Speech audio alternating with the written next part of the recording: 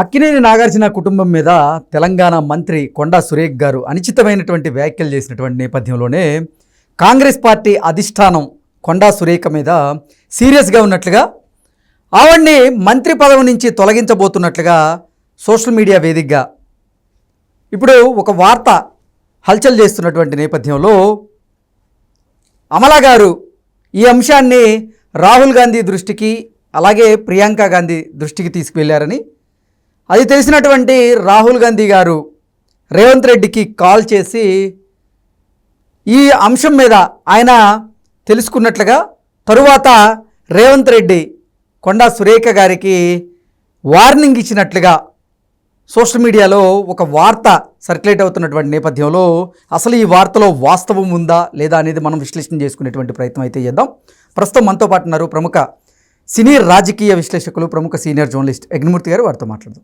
యజ్ఞమూర్తి గారు నమస్తే అండి. నమస్తే కృష్ణ. యజ్ఞమూర్తి గారు, అక్కినేని నాగార్జున కుటుంబం మీద కొండా సురేఖ్ గారు అనుచితమైనటువంటి వ్యాఖ్యలు చేసినటువంటి నేపథ్యంలోనే కాంగ్రెస్ పార్టీ అధిష్టానం కొండా సురేఖ గారి మీద సీరియస్గా ఉన్నట్లుగా మంత్రి పదవి నుంచి ఆవిడ్ని తొలగించబోతున్నట్లుగా సోషల్ మీడియాలో ప్రచారం అయితే జరుగుతూ ఉంది. ఈ అంశాన్ని అమలా గారు రాహుల్ గాంధీ అలాగే ప్రియాంక గాంధీ గారికి దృష్టికి తీసుకువెళ్ళడం, వారు రేవంత్ రెడ్డితో మాట్లాడి ఈ అంశం మీద తెలుసుకోవడం, ఆ తరువాత రేవంత్ రెడ్డి కొండా సురేఖ్ గారికి వార్నింగ్ ఇచ్చినట్లుగా మంత్రి పదవి నుంచి తొలగించబోతున్నట్లుగా రకరకాలుగా వార్తలు అయితే వస్తూ ఉన్నాయి. ఏంటి అసలు ఈ అంశంలో ఏం జరిగింది? నిజంగా ఈ వివాదంలో కొండా సురేఖ్ గారు తన మంత్రి పదవిని కోల్పోబోతున్నారా అంటే ఏం చెప్తారు? కొండా సురేఖ గారు ఏదైతే నాగార్జున మీద, ఆయన ఫ్యామిలీ మీద అనుచితమైనటువంటి వ్యాఖ్యలు ఏవైతే చేశారో ఆమె ఊరికే చేయలేదు. దాని వెనక రేవంత్ రెడ్డి కూడా ఉన్నారు అంటూ ఒక ఇదైతే ప్రచారంలోకి అయితే వచ్చింది. ఒక అభిప్రాయం ప్రచారంలోకి వచ్చింది. అంటే తెలంగాణ ప్రభుత్వం కానీ తెలంగాణ ముఖ్యమంత్రి వారిలో అయినటువంటి రేవంత్ రెడ్డి గారు కావాలనే నాగార్జున టార్గెట్ చేసినట్లుగా ప్రచారం జరుగుతుందా? ఎస్, అలాగే ప్రచారంలోకి వచ్చింది. ఓకే. ఎందుకంటే కన్వెన్షన్ వ్యవహారం కానివ్వండి, ఆ తర్వాత ఇప్పుడు ఈ వ్యవహారం కానివ్వండి, అంటే వాళ్ళ అంతకుముందేమో ఆస్తుల మీద దాడి, అది ఒకవేళ వాళ్ళు కబ్జా చేశారా లేదా అనేది విచారంలో తెలియ అంశము. అది ఆల్రెడీ దాని మీద ఆయన న్యాయ పోరాటానికి వెళ్తానని చెప్పారు. దాని మీద జరుగుతూ ఉంది. ఆ తర్వాత నేరుగా ఆయనకు సంబంధించి అంటే కేటీఆర్ మీద మాట్లాడే క్రమంలో, ఆయన మీద విమర్శలు చేసే క్రమంలో అనవసరంగా నాగార్జున గారి ఫ్యామిలీని ఇందులోకి తీసుకురావటం అనేది చాలా మంది కదా అసలు ఎవరికి కూడా రుచించలేదనే చెప్పాలి. కొండా సురేఖ్ గారు ఏవైతే అంత తీవ్రమైన వ్యాఖ్యలు చేశారో, ఆ అనుచిత వ్యాఖ్యల్ని తెలుగు చిత్ర పరిశ్రమలో ఉన్నటువంటి ప్రముఖ హీరోలందరూ కూడా ఖండించారు. అందరూ ఖండించారు. సో స్టార్స్ అనేవాళ్ళు అందరూ కూడా ఖండించారు. అమల గారు అంటే నాగార్జున గారు చాలా పొలైట్గా ఆమె మాటను వెనక్కి తీసుకోవాలి, ఇట్లా గౌరవప్రదమైనటువంటి కుటుంబం మీద ఇలాంటి వ్యాఖ్యలు అసంబద్ధం, ఇవన్నీ కూడా అబద్ధం అని చెప్పేసి ఆయన చాలా పొలైట్గానే చెప్పారు. ఉపసంహరించుకోమన్నారు, క్షమాపణ కూడా చెప్పాలని కోరలా. కానీ అమల గారు మాత్రం చాలా సీరియస్గా తీసుకున్నారు ఆమె వ్యాఖ్యల్ని. సో ఆమెను ఒక దయ్యంగా, ఒక రాక్షసిగా అభివర్ణించారు, డెమన్గా అభివర్ణించారు. రాజకీయాల్లో ఈవిడ ఒక రాక్షసి, అవును, ఒక దెయ్యం అన్నట్లుగా ఆవిడ పోస్ట్ చేయడం, ఆ పోస్ట్కి అంటే రాహుల్ గాంధీ గారిని అలాగే ప్రియాంక గాంధీ గారిని ట్యాగ్ చేయడం, అవును, ఇది పెద్ద ఎత్తున అవును.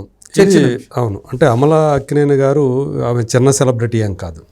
సో బ్లూ క్రాస్ అనే ఒక దాన్ని స్థాపించి ఇక్కడ ఒక జంతు ప్రేమికురాలుగా, జంతు సంరక్షకురాలుగా కేంద్ర స్థాయిలో అంటే దేశవ్యాప్తంగా కాస్త పేరు సంపాదించుకున్నారు ఆమె.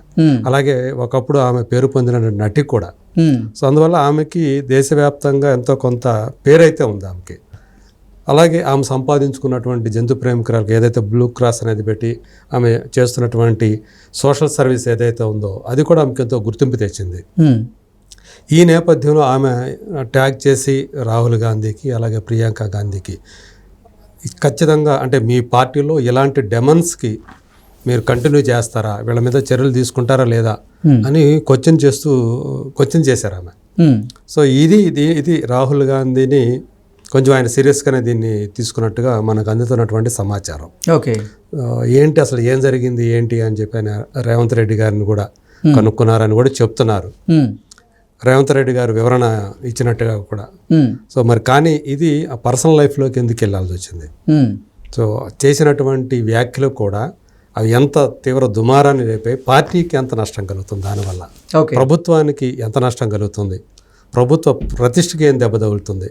సో ఈ కోణాల్లో అంటే రాజకీయ కోణాల్లో కూడా దీని మీద దృష్టి పెట్టాలి, మీరు దీని మీద సరైనటువంటి చర్యలు తీసుకోవాలని చెప్పేసి ఆయన సూచించినట్లుగా రాహుల్ గాంధీ రేవంత్ రెడ్డికి. సో ఇది మనకి అందుతున్నటువంటి అంటే చెప్పుకుంటున్నారు ఇలా. అంటే రాహుల్ గాంధీ గారికి రేవంత్ రెడ్డి గారు వివరణ ఇచ్చిన తర్వాత రేవంత్ రెడ్డి గారు కొండా సురేఖ గారికి వార్నింగ్ ఇచ్చినట్లుగా కూడా ఒక ఇంత ప్రచారం అయితే జరుగుతుంది. అవును, అంటే వార్నింగ్ అంటే అసలు కొంతకాలం ఈ ఇష్యూ మీద అసలు మాట్లాడకుండా ఉండాలి అని చెప్పేసి.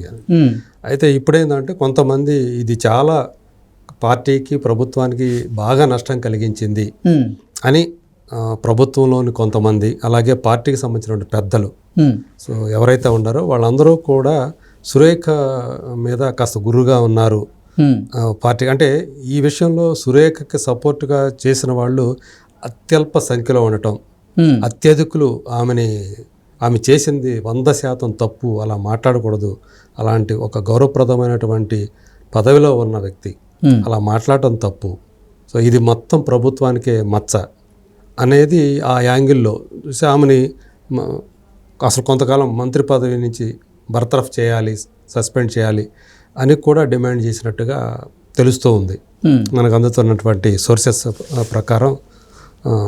అంటే ఇది ఏదైనప్పటికీ కూడా నాగార్జున మీద మామూలుగా కన్వెన్షన్ మీద వరకే అయితే అంతవరకు ఉన్నట్లయితే పర్వాలేదు, పరిమితం అయితే పర్వాలేదు. కానీ వ్యక్తిగతంగా చేసిన దాడి ఏదైతే ఉందో, ఆయనని చిత్రీకరించినటువంటి విధానం ఏదైతే ఉందో అత్యంత దిగజారుడుతనంగా ఉందని చెప్పేసి అందరూ కూడా భావిస్తున్నారు. కొండా సురేఖ గారికి పదవి గండం తప్పదా అంటే ఏం చెప్తారు? అది ఉందనే చెప్పాలి. సో ఎందుకంటే ఆమె ఆ అగ్రెసివ్నెస్ ఏదైతే ఉందో అన్ని విషయాల్లో పనికిరాదు. సో కేటీఆర్ మీద మాటల దాడి చేసే క్రమంలో, కేటీఆర్ని నోరెత్తకుండా చేసే క్రమంలో ఆమె ఏవైతే మాటలు మాట్లాడారో అవి ఆయన వరకు పరిమితమై ఉంటే, ఆ పార్టీకి అంటే బీఆర్ఎస్ నాయకుల వరకు పరిమితమై ఉన్నట్లయితే ఈ స్థాయికి వచ్చేది కాదు. ఇప్పుడు దీని మీద ఇంత చాలా విస్తృతమైనటువంటి చర్చ జరుగుతూ ఉంది. ఒక మహిళ అయ్యుండి నోటికి అలాంటి ఎలా వచ్చాయి? సో ఎవరు కూడా ఇప్పుడు బీఆర్ఎస్ వాళ్ళు మీ వ్యక్తిత్వాన్ని హననం చేసేలాగా వాళ్ళు పోస్టులు పెడితే మీరు గగ్గోలు పెట్టారు కదా, మరి మీరు చేసిన తప్పేంటి అనేటువంటి ప్రశ్నలు కూడా ఉత్పన్నమయ్యాయి. అవును, వాళ్ళు చేసే తప్పు అయితే మరి మీరు చేసింది ఏంటి, ఇంకా అంతకంటే ఎక్కువగా చేశారు కదా అన్నట్లు వచ్చింది, వాళ్ళకి మించిపోయారు అన్నట్లు వచ్చింది. సో ఇది డ్యామేజ్ కంట్రోల్ చేయాలంటే ఇక్కడ ఖచ్చితంగా ఆమె మీద చర్యలు తీసుకోవాలి అనే డిమాండ్ సొంత పార్టీ నుంచే, కాంగ్రెస్ వర్గాల నుంచే వస్తూ ఉంది రేవంత్ రెడ్డి మీద. అలాగే ఈవెన్ కేంద్ర స్థాయిలో కూడా దీని మీద ఒత్తిడి వస్తూ ఉంది అని చెప్పేసి చెప్తూ ఉన్నారు. సో మొత్తానికి సురేఖ గారు దీంతో ఒక డిఫెన్స్లో పడ్డారని చెప్పాలి. సో దీని నుంచి ఆమె ఈ డ్యామేజ్ కంట్రోల్ ఎలా చేసుకోవాలా అనేది కూడా ఆమె ఆలోచనలో పడ్డారని చెప్పేసి తెలుస్తుంది. ఆమె తర్వాత ఇంకొక తప్పు కూడా చేశారు, తప్పు మీద తప్పు చేశారు. నేను తగ్గేదేలే, నేను మాట్లాడతాను, మరి ఇప్పుడు దాకా నాగ చైతన్య సమంత ఎందుకు విడాకులు తీసుకున్నారో నాగార్జున ఎందుకు చెప్పలేదు అని ఆమె డిమాండ్ చేస్తున్నారు. ఎవ్వరూ హర్షించట్ల దానికి, అది వాళ్ళ సొంత వ్యవహారం, పర్సనల్ ఇష్యూ. దాన్ని మీరు డిమాండ్ చేయటం ఏంది? కొంతమంది దాన్ని కూడా సురేఖ గారు చేసినారు, అంటే మీకు చెప్పి చేయాలా, ఎవరన్నా ఇప్పుడు విడాకులు తీసుకోవాలంటే మీకు చెప్పి చేయాలా అని ఆమె క్వశ్చన్ చేస్తూ ఉన్నారు. సో ఇది ఒక వేరే రకమైనటువంటి టర్న్ తీసుకోండి. అంటే కొండా సురేఖ గారు తన పంథా మార్చుకోకపోతే మాత్రం రానున్న రోజుల్లో నిజంగా ఆవిడకి పదవీ గండం తప్పదు అంటారా అనే చెప్పాలా. సో ఆమె నోరు కూడా కంట్రోల్ చేసుకోవాలి. ఒక ఫైర్ బ్రాండ్గా చాలా పార్టీకి బలంగా ఉండాల్సినటువంటి ఆమె, ఇప్పటిదాకా అలాంటి పేరే ఉన్నటువంటి ఆమె ఈ ఒక్క దెబ్బతోటి, ఆమె చేసిన వ్యాఖ్యలతోటి ఒక్కసారిగా ఆమె ఏదైతే ఇమేజ్ ఉందో అది దాదాపు పాతాళానికి పడిపోయిందని చెప్పాలి. ఓకే, సో ఇటు ఆమె తీరు మార్చుకోవాలి, అలాగే రేవంత్ రెడ్డి ప్రభుత్వం కూడా, అలాగే పార్టీ కూడా, కాంగ్రెస్ పార్టీ కూడా ఆమె మీద ఇప్పుడు ఏదైనా కనుక చర్యలు తీసుకుంటే కొంతవరకు ఆ పార్టీకి సంబంధించి కొంత పాజిటివ్ వైబ్రేషన్స్ అనే ఆ పార్టీకి వచ్చే అవకాశం ఉంది. ఇది ఏమైనా కానీ ఇది చాలా డ్యామేజ్ అయితే కలిగించింది ప్రభుత్వానికి, కాంగ్రెస్ పార్టీకి కూడా.